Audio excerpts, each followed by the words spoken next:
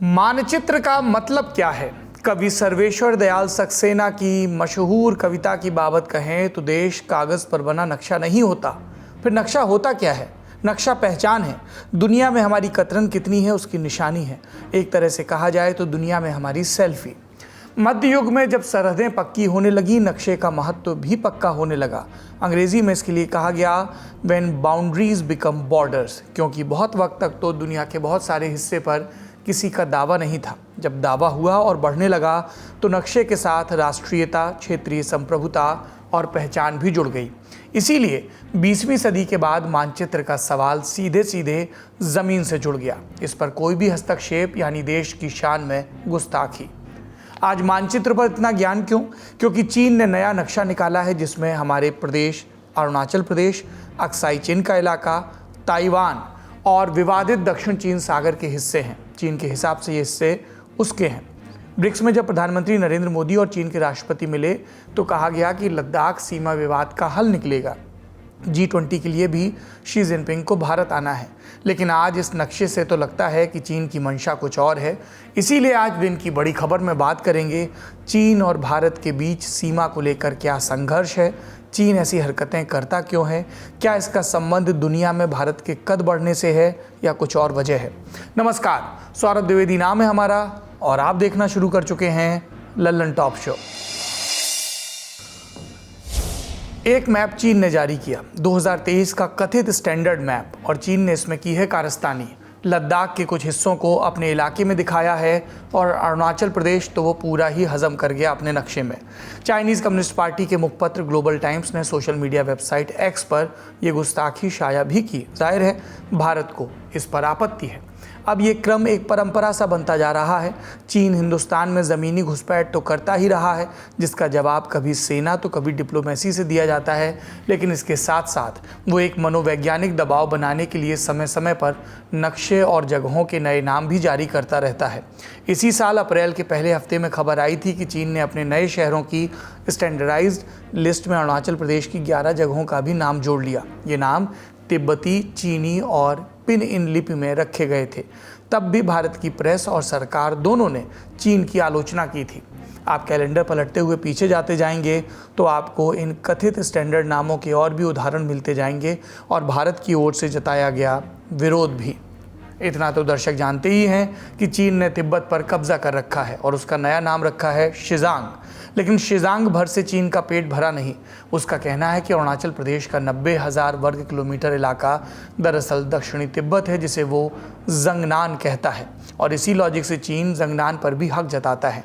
यही राग अलापते हुए चीन हर कुछ दिन में अरुणाचल प्रदेश के भीतर पड़ने वाले इलाकों के नाम रख देता है। ये तीसरा मौका है जब चीन ने ये किया। 2017 में 6 जगहों के नाम रखे गए और 2021 में 15 जगहों के। ये सब सुनने में जितना रैंडम लगता है उतना है नहीं। 2017 को ही लीजिए, उस साल दलाई लामा अरुणाचल प्रदेश गए थे। चीन ने इस दौरे पर कड़ी आपत्ति दर्ज की थी और इसी के बाद नए नामों की पहली लिस्ट जारी की थी। अब आइए 2021 पर। तब चीन में एक नए बॉर्डर कानून को लाने पर बात हो रही थी और इस कानून को पूर्वी लद्दाख में चीनी सेना के अतिक्रमण को वैध बनाने के प्रयास के रूप में देखा गया था। और किसने देखा? हमारी भारत सरकार ने। 2021 के मार्च में कानून पेश किया गया। अक्टूबर में भारत के विदेश मंत्रालय ने अपनी आपत्ति जाहिर की थी और कहा था कि चीन एक ऐसा कानून लाने की कोशिश कर रहा है जो सीमा पर हमारी मौजूदा स्थिति को प्रभावित करेगा। ये हमारे लिए चिंता का विषय है। इसी माहौल में नामों की दूसरी लिस्ट आई थी। इसीलिए हमने इसे शुरुआत में प्रेशर टैक्टिक कहा था। चीन के भीतर और बाहर लोगों को एक संदेश देने की कोशिश कि वो जगह हमारी है, हमारी भाषा में उस जगह के लिए नाम है। इस तरह एक फर्जी संस्कार पैदा किया जा रहा है ताकि आज से 20 साल बाद जब बहस हो तो चीन के लोग कह पाएँ, हुक्मरान कह पाएँ कि इन जगहों को तो दशकों से अमुक नाम से बुलाया जाता है। पर चीन से हमारा विवाद सिर्फ मानचित्र भर का नहीं है। असल वजह तो सीमा विवाद है, जो कि आज़ादी के बाद से ही चला आ रहा है। क्योंकि चीन मैकमोहन लाइन को मानता नहीं और भारतीय दावे की नींव में मैकमोहन लाइन की भूमिका ही प्रमुख है। यही वजह है कि 1962 के युद्ध के बाद भी दोनों देशों की सीमा पर चिर शांति नहीं रही है। संदर्भ के लिए भारत और चीन के बीच बॉर्डर को ऐसे समझिए। चीन के साथ भारत की 3,488 किलोमीटर लंबी सीमा लगती है जो 5 राज्यों से गुजरती है। Ladakh 1,597 kilometre, Himachal Pradesh 200 kilometre, Uttarakhand 345 kilometre, Sikkim 220 kilometre, Arunachal Pradesh 1126 kilometre. इस सीमा को 3 सेक्टरों में बांटा गया है। लद्दाख वाले हिस्से को वेस्टर्न सेक्टर कहते हैं, हिमाचल और उत्तराखंड को मिडिल सेक्टर और सिक्किम और अरुणाचल को ईस्टर्न सेक्टर कहा जाता है। विवाद सभी जगहों पर है, पर समझ की आसानी के लिए यहाँ भी एक क्रम बनाया जा सकता है। वेस्टर्न सेक्टर सबसे विवादित, ईस्टर्न सेक्टर तुलनात्मक रूप से कम विवादित और मिडिल सेक्टर सबसे कम विवादित है। ध्यान दीजिए, अगर भारत के नक्शे पर कोई 1 इंच भी कब्जा करता है तो उसकी गंभीरता को कम करके नहीं आंका जा सकता। हमने जो क्रम दिया उसका संकेत ये है कि स्थिति कहाँ ज़्यादा या कम विकट है। अब ये हमारा सत्य है, सरकार की भाषा में कहें तो दावा। चूंकि विवाद है सो हम चीनी दावों पर भी एक नज़र डाल लें। भारत के लिए जो सीमा 3500 किलोमीटर लंबी है, चीन के लिए उसकी लंबाई सिर्फ 2000 किलोमीटर है। आप पूछ सकते हैं कि भैया जब सीमा एक ही है तो दोनों देशों का माप अलग अलग कैसे है? तो सीन ये है कि भारत और चीन दोनों ही देशों के लिए अंतर्राष्ट्रीय सीमा या फिर वास्तविक नियंत्रण रेखा LAC अलग अलग जगहों से निकलती है। दोनों देशों के बीच कभी ऐसा सीमांकन नहीं हो पाया जिसे दोनों पार्टीज ने मान्यता दी हो। इस सीमा विवाद को कुछ प्रमुख बिंदुओं में समझा जा सकता है। चीन ने 1950 में स्वायत्त क्षेत्र तिब्बत पर कब्जा कर लिया था। तिब्बतियों ने बरसों विरोध किया पर चीन ने सैन्य ताकत से दबा दिया। फिर 1959 में दलाई लामा भारत निर्वासित हो गए और तभी से तिब्बत की स्वायत्तता का मुद्दा जारी है। इतिहास काफ़ी पुराना है इसलिए उस पर अभी नहीं जाते, लेकिन यहीं से चीन की विस्तारवादी कोशिश शुरू हो गई थी। 1914 में ब्रिटिश सरकार और तिब्बत के बीच शिमला समझौता हुआ था। इस समझौते के तहत ब्रिटिश शासित भारत और तिब्बत के बीच एक सीमा रेखा तय की गई थी और इसी को मैकमोहन लाइन कहा जाता है। लेकिन चीन ने इसे समझौते और इस सीमा रेखा को कभी नहीं माना। चीन में क्रांति के बाद सत्ता माओ के हाथ आई। 1943 में वो कम्युनिस्ट पार्टी का अध्यक्ष बना और कहना शुरू किया कि बीती एक सदी में चीन के साथ बड़ा अन्याय हुआ, इसीलिए वो उसे सेंचुरी ऑफ ह्यूमिलेशन के दौरान हुए किसी समझौते को स्वीकार नहीं करेंगे, माओ ने कहा। और यहीं से तय हो गया कि चीन शिमला समझौते को भाव नहीं देगा। ये तो पृष्ठभूमि है तिब्बत और भारत और चीन के बीच की मैकमोहन लाइन की। अब आते हैं लद्दाख की सीमा के पास अक्साई चिन में, जो फिलहाल चीन के कब्जे में है। 1956 में नेहरू के बुलावे पर चीनी प्रधानमंत्री चाउ एन लाई भारत के दौरे पर आए थे और तब हिंदी चीनी भाई भाई का नारा दिया गया था। लेकिन अगले ही साल अक्टूबर 1957 में चीन ने अपने शिनजियांग प्रांत से तिब्बत तक हाईवे का निर्माण कर लिया था और इसका काफ़ी हिस्सा भारतीय क्षेत्र अक्साई चिन से भी होकर जाता है। 1950 के दशक में शुरू हुआ ये कब्जा 1962 के युद्ध में पुख्ता हो गया और उसके बाद से स्थिति वैसी ही है। क्रमशः इंदिरा गांधी, राजीव गांधी, नरसिम्हा राव और फिर अटल बिहारी वाजपेयी की सरकारों में सीमा पर दोनों देशों के बीच गर्मी को कुछ कम करने के प्रयास हुए, जो कि सफल भी रहे। इन्हीं प्रयासों में से एक था वो वादा कि आप अपना दावा कीजिए, हम अपना दावा करेंगे, लेकिन ये सब बातचीत की मेज़ पर हो, ना कि जंग के मैदान पर। सेनाएं आमने सामने आए भी तो उनके हाथों में हथियार ना हो, झंडे और बैनर दिखाने से काम चला लिया जाए। सीमा पर शांति आई तो व्यापार भी बढ़ने लगा। लेकिन अप्रैल 2020 में चीन ने वो वादा खिलाफी की कि जून आते आते पूर्वी लद्दाख की गलवान घाटी में दोनों सेनाओं के बीच हिंसक संघर्ष हुआ, जिसमें 20 भारतीय सैनिकों ने बलिदान दिया। चीन की तरफ से कितने सैनिक मारे गए, कितना नुकसान हुआ, उसके ठीक ठाक आंकड़े कभी भी जारी नहीं किए गए चीन की तरफ से। अप्रैल 2020 से शुरू हुआ तनाव अब तक बदस्तूर जारी है। सेनाएं कुछ पीछे हटी हैं, लेकिन दोनों तरफ से तैयारी युद्ध स्तर पर है और ये मुहावरे में नहीं कहा जा रहा। भारत और चीन दोनों ने लद्दाख में इतनी फौज खड़ी कर रखी है कि कब क्या हो कोई दावे से नहीं बता सकता। ये तो पश्चिम में सीमा विवाद था। अब पूर्व की तरफ चलते हैं। सबसे पहले डोकलाम विवाद। भूटान के डोकलाम इलाके पर काफ़ी समय से चीन अपना दावा करता आया है। इस एरिया को वो दोमलांग कहता है। ये एक ट्राई जंक्शन पॉइंट माना जाता है। भारत, चीन और भूटान तीनों की सीमाएं यहाँ मिलती हैं। भारत का सिक्किम बॉर्डर। साल 2017 में इस इलाके में चीन ने रोड कंस्ट्रक्शन शुरू किया था। इसके कारण विवाद शुरू हुआ। करीब 70 दिन तक ये गतिरोध जारी रहा। भारत के लिए महत्वपूर्ण इसलिए है ये बात क्योंकि इस क्षेत्र से कुछ दूरी पर भारत का वो चिकन नेक कहा जाने वाला इलाका पड़ता है, जो सभी पूर्वोत्तर राज्यों को देश से जोड़ता है। ये इलाका 20 किलोमीटर चौड़ा है। अब एक नज़र अरुणाचल प्रदेश पर। अरुणाचल प्रदेश, पहले इसे हम नॉर्थ ईस्ट फ्रंटियर एजेंसी यानी नेफा कहते थे। 1972 में अरुणाचल प्रदेश नाम हुआ। चीन अरुणाचल प्रदेश को दक्षिणी तिब्बत बताते हुए पूरे इलाके पर दावा करता है, लेकिन भारत ने इसे हमेशा खारिज किया और कहा कि अरुणाचल भारत का अभिन्न अंग है। चीन के साथ 1126 किलोमीटर की लंबी सीमा साझा होती है यहाँ पर। इसके बाद तवांग। पिछले साल दिसंबर में तवांग में चीनी सैनिकों ने घुसपैठ की कोशिश की थी। भारतीय सैनिकों से हाथापाई भी हुई थी। 9 दिसंबर को अरुणाचल के तवांग सेक्टर में भारतीय और चीनी सैनिकों के बीच झड़प शुरुआत हुई थी। मीडिया रिपोर्ट्स के मुताबिक सोची समझी साजिश के तहत 300 चीनी सैनिक यांगत्से इलाके में भारतीय पोस्ट को हटाने पहुंचे थे। चीनी सैनिकों के पास कटीली लाठी और डंडे भी थे। भारतीय सैनिकों ने तुरंत मोर्चा संभाला, मारपीट हुई। खबरों के मुताबिक भारतीय जवानों को भारी पड़ता देख चीनी सैनिक पीछे हट गए।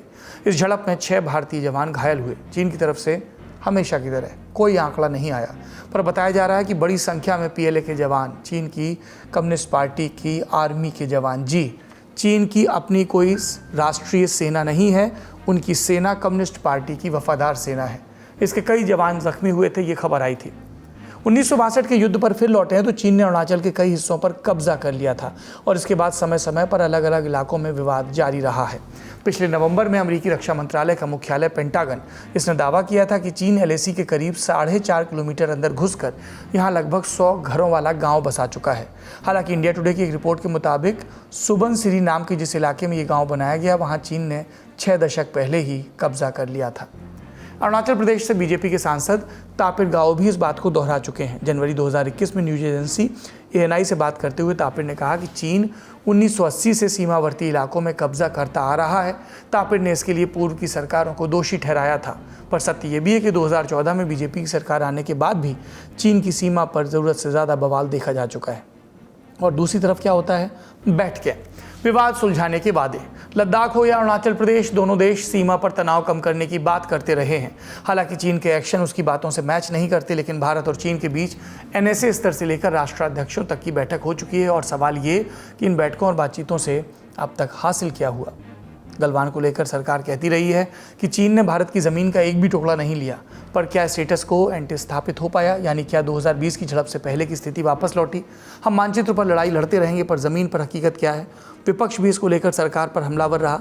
इंडिया टुडे के national affairs editor Rahul Srivastava की 2020 की एक रिपोर्ट के मुताबिक गलवान झड़प के बाद प्रधानमंत्री कार्यालय ने एक बयान में कहा कि पिछले 60 साल में चीन ने लद्दाख की 43,000 स्क्वायर किलोमीटर ज़मीन पर कब्जा जमाया। इस पर विपक्ष ने सरकार को घेरा, क्योंकि 11 मार्च 2020 को विदेश मंत्री वी मुरलीधरन ने संसद में बताया कि चीन ने भारत की 38,000 किलोमीटर ज़मीन पर कब्जा किया। कांग्रेस ने तब पूछा था कि क्या गलवान क्लैश के बाद हमने 5,000 किलोमीटर और खो दिया। गलवान क्लैश के बाद कमांडर लेवल की 19 दौर की बैठकें हो चुकी हैं और डिप्लोमेटिक स्तर पर 27 बैठकें। ये बातचीत दोनों सेनाओं के पीछे हटने के उद्देश्य से है। एनएसए स्तर पर बातचीत हुई। ब्रिक्स सम्मेलन के दौरान प्रधानमंत्री मोदी ने भी जिनपिंग से बात की, पर सवाल वही है कि सीमा पर वो स्थिति बहाल हो पाई है क्या जो गलवान क्लैश से पहले थी, क्योंकि सरकार का कहना है कि चीन ने हमारी ज़मीन पर रत्ती भर भी कब्जा नहीं किया। इस पर हमने बात की एक्सपर्ट से।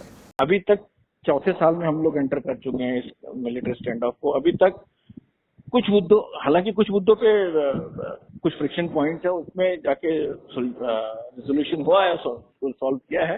बट अभी भी देमचौक और देपसांग प्लेन्स दो ऐसे मुद्दे जिसपे चाइना अभी तक डिस्कस करने को तैयार नहीं है। और दूसरा मुद्दा एक बफर जोन्स का है, जो बफर जोन्स जो टेम्पररी क्रिएट किए गए थे area, so that Galwan type clash should not happen in future. अब चाइना उसको भी परमानेंट मांगने की तैयार मान के बैठा हुआ है। तो इंडिया का स्टैंड बड़ा क्लियर है कि जब तक आप अप्रैल 2020 वाले स्टेटस पे नहीं आएंगे, तब तक बॉर्डर जो स्टैंड ऑफ है वो खत्म, मतलब border can not be considered as a peaceful. However दूसरी साइड ये है कि चाइना अड़ा हुआ है अपना उसको कि नहीं, वो उनकी तरफ से उन्होंने उसको रिजॉल्व कर लिया है। और अब जिस तरह से अभी इनफैक्ट अभी ब्रिक्स समिट के दौरान जोहान्सबर्ग में एक इनफॉर्मल कन्वर्सेशन में प्रेसिडेंट शी जिनपिंग और प्राइम मिनिस्टर मोदी के बीच में भी एक जो वार्ता है उसके अंदर मोदी जी ने इस बात को उठाया था कि जब तक ये मुद्दा नहीं सुलझेगा तब तक दोनों देशों के बीच में जो भी रिश्ते हैं वो नॉर्मल नहीं हो सकते। और दोनों नेताओं ने कमिट किया था कि वो अपने ऑफिशियल्स को डायरेक्ट करेंगे कि इस मैटर को एक्सपीडाइट किया जाए रिजॉल्व करने के लिए। इसमें एक मसला तो रक्षा से संबंधित था जो हमने आपको भी बताया, लेकिन अंतर्राष्ट्रीय संबंधों का भी इतना ही बड़ा एंगल है। ब्रिक्स में मोदी जिनपिंग मिले तो खबर आई कि सीमा पर डी एस्केलेशन होगा, लेकिन फिर ये मैप आ गया। अब देखिए, साउथ ईस्ट एशिया में भारत का महत्व बढ़ा है। जाहिर है, इतना बड़ा मार्केट और इतना कुशल वर्कफोर्स, अमेरिका से लेकर यूरोप तक भारत की अहमियत लगातार बढ़ रही है। क्या इससे चीन असहज हो रहा है और इसीलिए भारत को खारिज करने की कोशिश में ऐसी हरकतें करता है? मुझे नहीं लगता कि यह जो अरुणाचल प्रदेश और अक्साई चीन को चीन के नक्शे में दिखाने की जो कोशिश की गई है, उसका ग्लोबल साउथ या इंटरनेशनल पॉलिटिक्स में जो भारत की जगह बन रही है या जगह है, उससे कोई लेना देना नहीं है। क्योंकि यह एक तो चीन का कर्मकांड सा है, हर साल उसको इस तरीके का कुछ कुछ करना होता है। हाँ, यह जरूर है कि अभी ब्रिक्स की बैठक हुई, फिर अभी G20 की बैठक है, तो टाइमिंग को लेके जरूर सवाल उठ सकते हैं। दूसरा पॉइंट जो आपने कहा कि क्या चीन असहज हो रहा है, देखिए, जब एक पड़ोसी दो देश होने के नाते और एशिया में अपने प्रभाव को बढ़ाने की कोशिश में जब दोनों देश लगे हुए हैं, तो थोड़ी सी असहजता हो सकती है। लेकिन चीन भी इस बात को बखूबी समझता है और भारत भी इस बात को अच्छी तरीके से समझता है कि दोनों देशों की प्रतिद्वंदिता अगर एक सीमा से या एक आप कहें कि हिसाब किताब से बाहर जाती है, तो इससे दोनों का ही नुकसान होगा।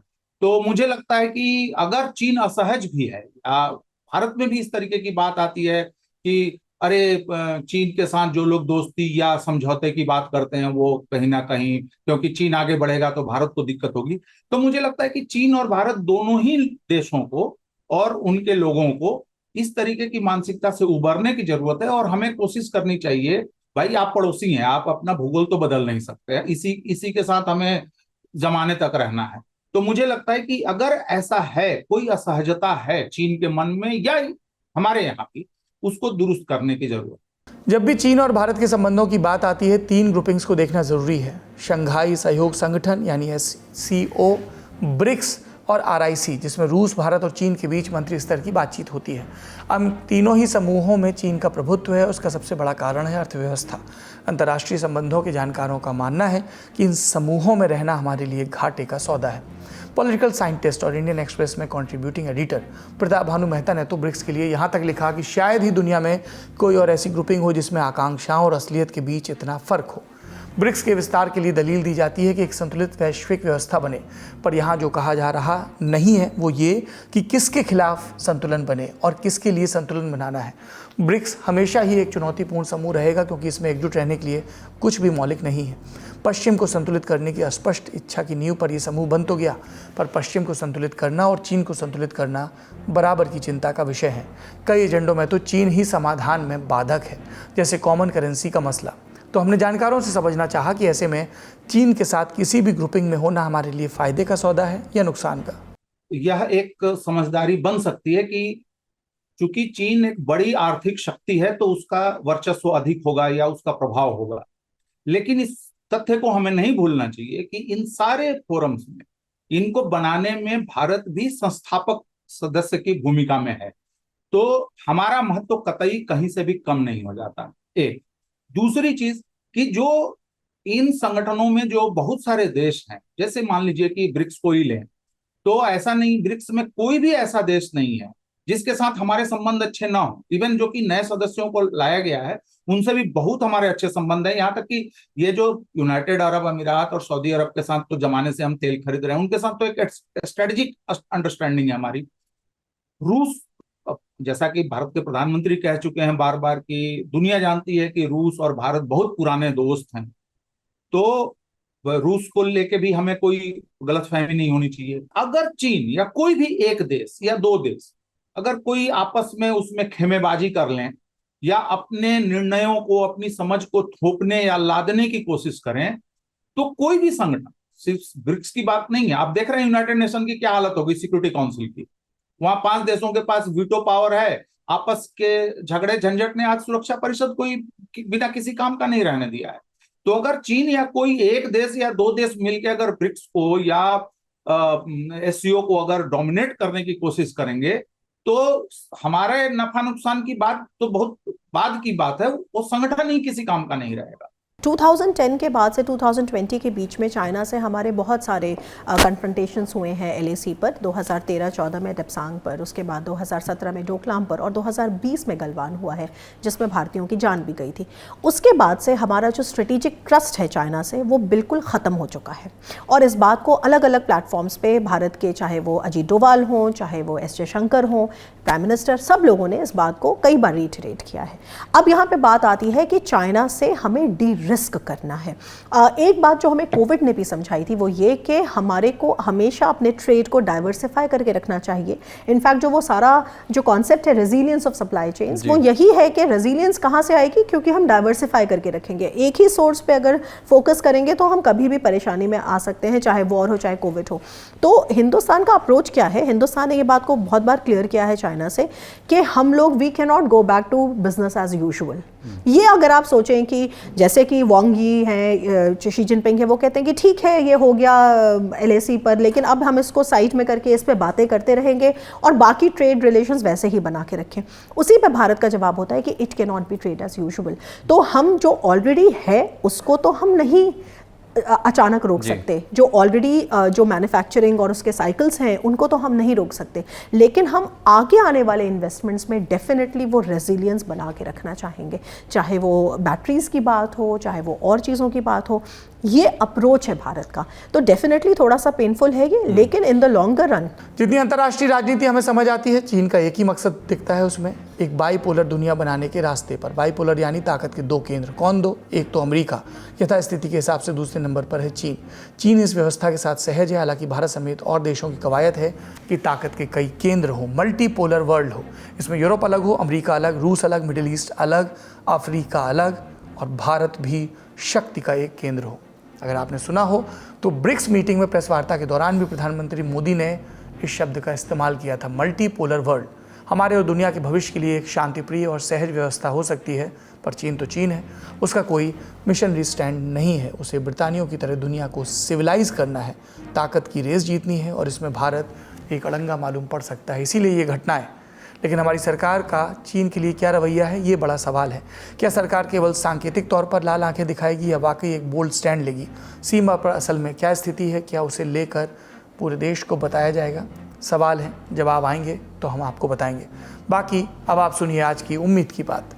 उम्मीद की बात आज एक नहीं दो हैं। पहले एक सरकारी खबर सुनिए। नरेंद्र मोदी सरकार ने ये फैसला किया है कि LPG सिलेंडर के दाम 200 रुपये घटा दिए जाएंगे।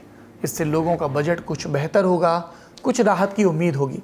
बाकी होगी राजनीति पक्ष विपक्ष की, वो चलती रहे। हम चलते हैं उम्मीद की दूसरी बात पर। बांग्लादेश का एक कपल बेंगलोर से नई दिल्ली जा रहा था। दोनों की एक 14 महीने की बिटिया है। उसे फ्लाइट में ही दिल का दौरा पड़ा। फ्लाइट में एम्स के कुछ डॉक्टर्स भी थे।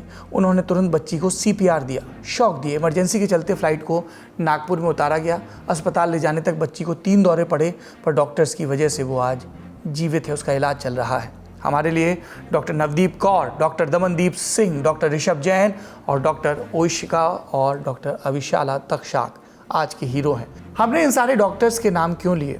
अक्सर डॉक्टर आलोचना के एक सिरे पर होते हैं, पर यही डॉक्टर हैं जब जीवन को सबसे ज़्यादा संकट होता है तो हमारे संकट मोचन बनते हैं। ये इत्तेफाक था कि एम्स के इतने सारे डॉक्टर, इतने सारे विशेषज्ञ उस फ्लाइट में मौजूद थे और इनकी वजह से इस जोड़े की उम्मीद ज़िंदा रही। किसी एक का भी जीवन बचता है तो सबके लिए उम्मीद की बात होती है। उम्मीद की बात का सिलसिला, देश की खबरों का सिलसिला चलता रहेगा। आप देखते रहिए ललन टॉप शो। अपना और अपनों का खूब ख्याल रखिए। शुक्रिया, शुभ रात्रि।